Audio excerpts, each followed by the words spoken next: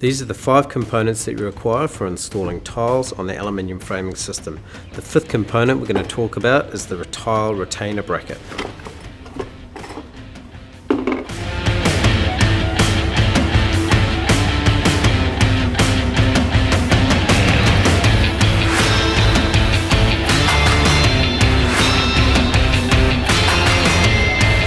This is the tile retainer bracket. It comes in a box of 25. And it also comes with all the screws that you require, so it's our standard H16 screw, which is a 16mm hex head 3/8 driver. It's like that, so it's a consistent screw used on all brackets. Now, this bracket gets used in 2 different scenarios. So you can see it's an odd shape. It fits around the profile of the aluminium. It has 3 holes. Please note you do not need to put in 3 screws. What the 3 holes are there for is to allow you some flexibility of where you want to put the screws into the aluminium. So the first orientation that the bracket gets used in is on the top of the profile. So as you can see here, that cutout sits over the top and you can adjust it out. Let's imagine for a second that this is your wall. You may want to bring your joist up to the wall, but you don't want to have it hard up against the wall. What this bracket does is it allows you some adjustability to get as close to the wall that you want. So once you've got your bracket in the right place, you will screw that off with those screws. Then you'll apply your rubber bead, like so. Now you can see when you grab your tile, so your tile will sit there.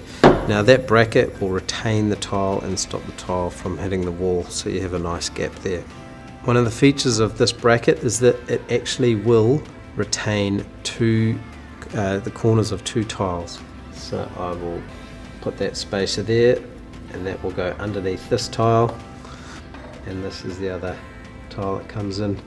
So now you can see the bracket there is giving good coverage on both edges of those tiles.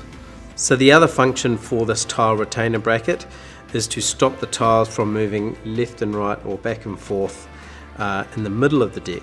So we talked about using it at the end of the joist to stop the tiles from coming off the end of the joist, but on larger decks you're going to want to retain the tiles in the middle of the deck every 5 tiles or so.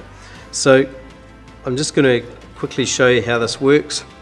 Now you finish off your rubber bead just short of where you want your retainer bracket to go, so the retainer bracket just literally slips straight into the side of the profile like that. I'm going to get my first tile.